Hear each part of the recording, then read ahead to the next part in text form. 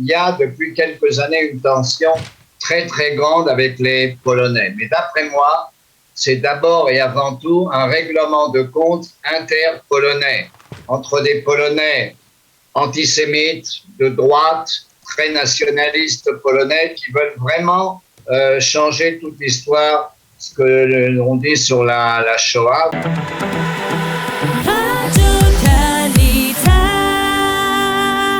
Comme je vous le disais dans la présentation de cette heure d'actualité, nous avons le plaisir d'être avec Shlomo Balzan. Shlomo, bonjour, Boker Tov. Bonjour.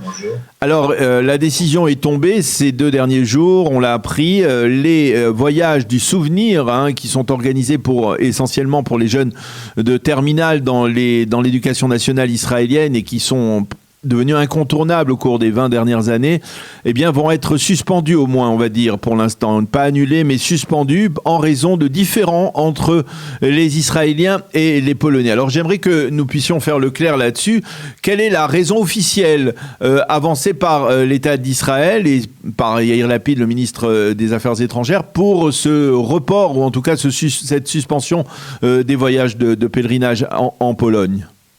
La raison officielle, c'est que chaque groupe israélien est accompagné par des gardes israéliens de sécurité qui portent également des armes, et c'était en accord avec le gouvernement polonais, qui a également des gardes polonais, mais également des gardes israéliens, et les Polonais refusent que les gardes israéliens soient armés. C'est quelque chose de très bizarre. Il y avait un accord jusqu'à présent que tous les groupes de touristes, d'enfants à l'étranger soient gardés également au point de vue de la sécurité. Et là, les Polonais disent non, ils n'ont pas le droit d'avoir des armes. C'est un prétexte d'après moi, et ça se rajoute à une suite assez longue depuis 2018 de lois polonaises qui commencent à bloquer de plus en plus les voyages en Pologne. Alors, effectivement, il faut revenir un peu en arrière. Il faut d'abord rappeler que pendant 2 ans, en raison du corona, il n'y a pas eu de voyage de jeunes Israéliens, de lycéens israéliens en Pologne. Ça c'est un fait accompli, mais avant cela, déjà, il y avait des tensions diplomatiques entre Israël et la Pologne autour, on va dire, de la manière dont on présente la Pologne dans le cadre de la Shoah, et du rôle joué par les Polonais en tant qu'individu, peut-être pas en tant qu'État, dans la Shoah. Alors, est-ce que ça s'inscrit, vous voulez nous dire qu'en fait, finalement, derrière ce prétexte sécuritaire, il y a encore une fois une volonté des Polonais de redéfinir ces voyages selon leur propre moule, on va dire, idéologique? Oui. En 2018, il y a eu une loi qui disait qu'il est interdit de dire des camps de la mort polonais. Nous-mêmes, on n'a jamais dit des camps de la mort polonais, on a toujours dit des camps de la mort en Pologne. Mais ils ont fait très attention à chaque mot du narratif employé. Il ne fallait pas parler du fait que beaucoup de Polonais ont collaboré, il ne fallait pas parler du village de Yavapne, où c'est les Polonais qui ont massacré leurs voisins juifs avant même que les Allemands arrivent. Il y a eu tout un problème de narratif. Ensuite, il y a eu en 2021, au début de l'année 21, il y a eu également une loi pour interdire la restitution de biens juifs pris pendant la Seconde Guerre mondiale, sous prétexte qu'il y a eu une nationalisation au temps des communistes et ensuite, et qu'on ne peut pas rendre tous les biens.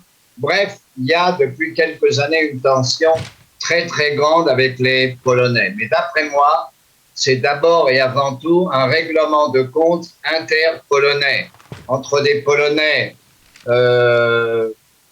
antisémites, de droite, très nationalistes polonais qui veulent vraiment changer toute l'histoire, ce que l'on dit sur la Shoah. Évidemment, tous les camps de la mort étaient en Pologne, mais ils veulent changer. Mais c'est un règlement de compte entre Polonais. Et nos copains polonais, comme par exemple le professeur Grabowski ou Jan Gross, qui a écrit le livre qui s'appelle Voisins sur les massacres de Yavapne, et tous nos amis polonais qui travaillaient avec nous pendant des années, avec Yad Vashem et également avec les groupes qui vont en Pologne, nos amis polonais locaux ont peur de ce qui se passe maintenant dans le gouvernement polonais. C'est d'abord et avant tout un règlement de compte entre Polonais, entre narratif A et narratif B, entre des gens qui sont beaucoup plus pour l'histoire du peuple juif et pour dire ce qu'il y avait, et d'autres qui s'opposent à ça. Et ça nous inquiète beaucoup. Nos copains polonais, notamment le professeur Grabowski, qui était en Israël il n'y a pas longtemps, est très, très inquiet de ce qui peut arriver à tout ça. Il y a des endroits où il y a des manifestations anti-juives, anti-mémoire. Oui, parce que c'est cela. Est-ce qu'effectivement, au cours de ces dernières années, depuis que les Polonais revendiquent ce nouveau narratif, depuis 2018, dirons-nous, est-ce qu'il y a effectivement, on peut noter une résurgence de l'antisémitisme en Pologne ? Il y a quelques endroits où on a noté des résurgences comme ça. C'est surtout dit par nos amis polonais qui ressentent dans certaines villes et de certains endroits, dans telle université ou tel musée, vraiment une certaine gêne. Et il y a effectivement dans toute l'Europe, comme en Hongrie, en Slovaquie, en Pologne, même de temps en temps dans d'autres pays occidentaux, une résurgence du négationnisme. Faut pas en faire trop. Et puis bon, il y a quelques Polonais qui ont collaboré, mais pas tous.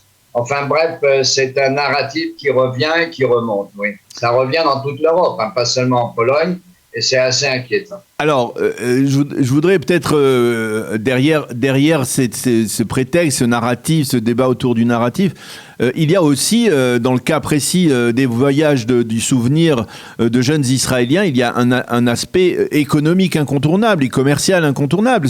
Cela fait vivre une partie du tourisme polonais. Est-ce que les Polonais sont prêts à sacrifier, on va dire, ces rentrées en devises pour maintenir leur propre narratif ? Je ne sais pas, qu'il y a effectivement une contradiction incroyable. Maintenant, ils n'ont pas interdit tous les voyages. J'ai eu des voyages ces derniers temps. Après la fin du corona, il y a quelques mois, ça a repris un peu. Mais il y a effectivement une gêne. Quand je parle avec mes copains polonais qui nous servent de guides locaux, eux-mêmes disent toi, tu peux dire ce que tu veux, personne ne fera attention, mais nous, chaque mot qu'on dit au groupe, on est surveillé. Il y a une atmosphère très bizarre et bien sûr, ça va à l'encontre de certains besoins et diplomatiques et économiques, de relations internationales. Donc, c'est vraiment sur la tangente. Je ne comprends pas exactement qu'est-ce qu'il y a derrière. Je sais qu'à l'intérieur de la population polonaise et du gouvernement polonais, il y a des forces antisémites qui montent, qui sont assez dangereuses, négationnistes.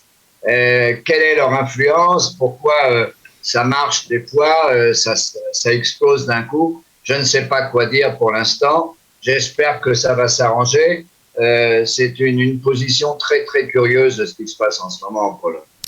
Alors, on va vous poser la question en tant qu'éducateur. En cas de poursuite de cette situation d'impasse, on va dire, et que les délégations, les voyages du souvenir sont finalement arrêtés pour ces multiples raisons, est-ce qu'il y a aujourd'hui une alternative en Israël? Parce qu'il a toujours été question, même au moment où, on va dire, où tous les élèves de classe de terminale allaient en Pologne, il y avait toujours la possibilité, dans certains établissements scolaires, en particulier dans le sionisme religieux, de faire, je crois qu'il s'appelait Massa Israël, qui permettait de visiter, on va dire, des sites qui sont liés à la Shoah dans l'État d'Israël. Est-ce que ça, c'est une alternative envisageable aujourd'hui? Et encore comment, ça a déjà commencé depuis qu'il n'y avait plus de voyages à cause du corona.